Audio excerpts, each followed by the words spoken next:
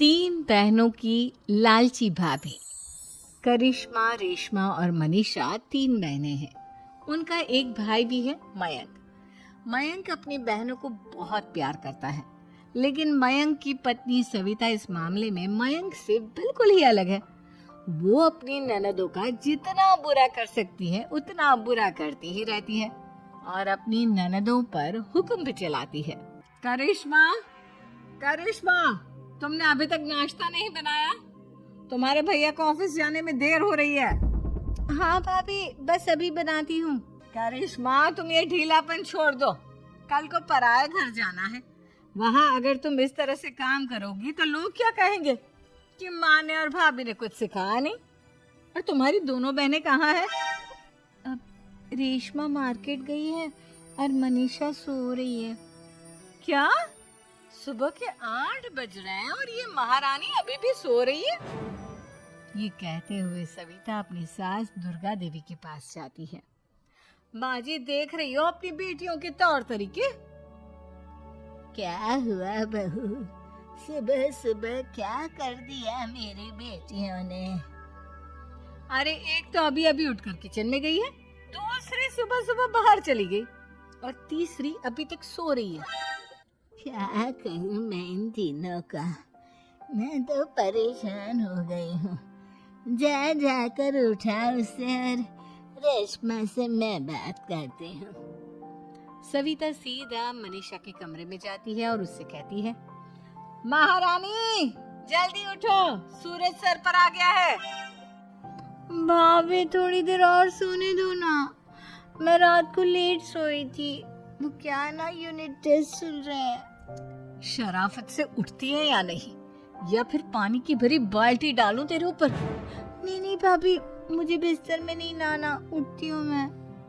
मनीषा जल्दी से उठकर बाथरूम में चली जाती है।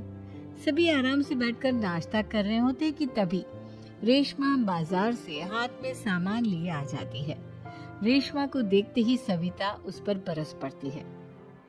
लो, आ गई महारानी। ऐसा भी क्या सामान लाना था जो सुबह आंख मलते ही बाजार की तरफ रवाना हो गई? भाभी, कल आप ही तो चीख रही थी कि घर का सारा सामान मुझे ही लाना पड़ता है, घर में किसी को भी किसी काम से कोई लेना देना नहीं है। अब मैं बाजार जाकर सामान ले आई तो आपको इस बात से भी तकलीफ हो रही है? देख रही हो माँ जी, अपनी बेटी की जुबान कैसे सभी तेज चलती है। और मयंक, आप तो कुछ कहेंगे नहीं अपनी लाडली बहन को। रेशमा, अपनी भाभी से ऐसे बात नहीं करते। चलो माफी मांगो। भैया, मैं क्यों माफी मांगू? अब भाभी से बोलिए ना कि हम पर कम हुक्म चलाया करे। हम इस घर की बेटियां हैं और आपकी पत्नी की ननद है, नौकरानी नहीं। लो कर लो बात। इनकी भलाई के लिए कुछ भी बोलो तो इन्हें बुरा लग जाता है। इस घर में यही इज्जत है मेरी। देख लो माँ जी, आपकी बेटी किस लहजे में मुझसे बात कर रही है। सविता वहां से चली जाती है। मयंक को बहुत गुस्सा आता है, वो भी वहां से चला जाता है। फिर करिश्मा रेशमा को समझाती है, रेशमा, तुम्हें भाभी से माफी मांग लेनी चाहिए थी ना। लेकिन दीदी, मैंने कुछ किया ही नहीं, तो मैं माफी क्यों मांगू? हाँ करिश्मा दीदी, रेशमा दीदी जैसे ही घर में आई भाभी ही उन पर चिल्ला रही थी। हाँ, मैं मानती हूँ कि गलती भाभी की थी। मैं तो इसलिए बोल रही हूँ कि भाभी ने माँ को तो पूरी तरह अपने वश में कर लिया है। वो हमारी बात सुनती ही नहीं। मयंक भैया हमारे लिए हमेशा खड़े रहते हैं, इसलिए उनकी बात का मान तो तुम्हें रखना चाहिए था ना। कोई फायदा नहीं दीदी, कुछ दिनों की बात और है, भाभी उन्हें भी हमारे खिलाफ भड़का देंगे। फिर वो भी माँ की तरह हमारी किसी बात का विश्वास नहीं करेंगे। इसी तरह सविता अपनी तीनों ननदों को किसी न किसी बात पर परेशान करती रहती थी। एक दिन मयंक अपनी तीनों बहनों के लिए गिफ्ट लाया। क्या रेशमा, ये तुम्हारे लिए हार का सेट। रेशमा, तुम्हारे लिए सुंदर सी ड्रेस। और मनीषा, तुम्हें किताबें पसंद है ना, तुम्हारे लिए किताबें लाया हूँ। थैंक यू भैया। थैंक यू भैया। थैंक यू भैया। करिश्मा, तुम्हारा नेकलेस कितना सुंदर है, ये भैया कहाँ से ले आए होंगे? मैंने भैया को 3 दिन पहले फोन पर ये डिजाइन दिखाया था और आज भैया ये ले आए। सविता तो अपनी ननदों के गिफ्ट्स देखकर जल गई और करिश्मा का नेकलेस तो उसे भी बहुत पसंद आया था। अपनी बहनों के लिए कितना अच्छा नेकलेस लेकर आया है, मुझे कभी कोई गिफ्ट नहीं दिया। मैं आज ही ये हार चुरा लूंगी। रात में सविता करिश्मा का हार चुरा लेती है और इसी तरह उसे अपनी ननदों की जो भी चीज अच्छी लगती वो उसे मांगती नहीं, बल्कि रात के अंधेरे में चुरा लेती।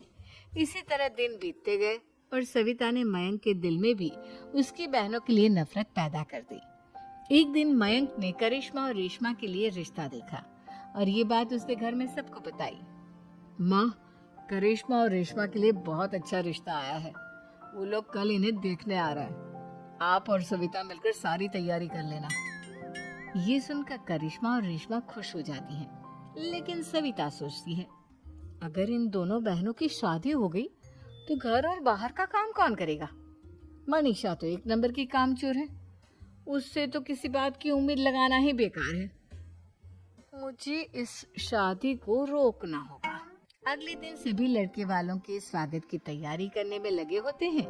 तभी मयंक अपनी बहनों से आकर कहता है, तैयार हो गई तुम दोनों? देखो दोनों लड़के बहुत अच्छे हैं, मैं कोई कसर नहीं छोड़ना चाहता, इसलिए तुम उनके सामने अच्छे से बिहेव करना और अपनी भाभी से लड़ने मत लग जाना। करिश्मा, तुम वो नेकलेस पहन लो ना जो मैं तुम्हारे लिए लाया था। भैया, मैं बहुत देर से वो नेकलेस ढूंढ रही हूँ, लेकिन मुझे मिल ही नहीं रहा। क्या तुमने नेकलेस खो दिया? तुम्हें पता भी है वो कितना महंगा था? तुम कोई काम ढंग से नहीं कर सकती। मयंक गुस्से में वहां से चला जाता है। थोड़ी देर बाद लड़के वाले भी आ जाते हैं। वो दोनों बहनों को पसंद कर लेते हैं और रिश्ता पक्का हो जाता है। लेकिन सविता के दिमाग में तो कुछ और ही खिचड़ी पक रही थी। वो पंडित जी के पास करिश्मा की कुंडली लेकर जाती है और उन्हें पैसे देकर करिश्मा की कुंडली बदलवा देती है। जब लड़के वालों के पास करिश्मा की कुंडली जाती है तो वो दुर्गा को फोन करते हैं। बहन जी, हमने करिश्मा की कुंडली अपने पंडित जी को दिखाई थी। आपकी बेटी की कुंडली नहीं बल्कि दोषों का पिटारा है। देखिए, मैं और मेरे पति इन सब बातों में बहुत विश्वास करते हैं, इसलिए हम आपकी बेटी से अपने बेटे की शादी नहीं करा सकते। इस तरह करिश्मा का रिश्ता टूट जाता है और सभी घर वालों को बहुत दुख होता है। अब कविता सोचती है, चलो करिश्मा का तो रिश्ता टूट गया, अब रेशमा का भी रिश्ता तोड़ना है। क्या करूं क्या करूं? अब सविता आवाज बदलकर किसी अननोन नंबर से रेशमा के होने वाले ससुराल में फोन करती है। हेलो, मैं कौन हूँ कौन नहीं ये आपके लिए जानना जरूरी नहीं, बस इतना सुन लो कि रेशमा का 2 साल से किसी के साथ अफेयर चल रहा है। बस रेशमा का रिश्ता तोड़वाने के लिए सविता का इतना कहना काफी था।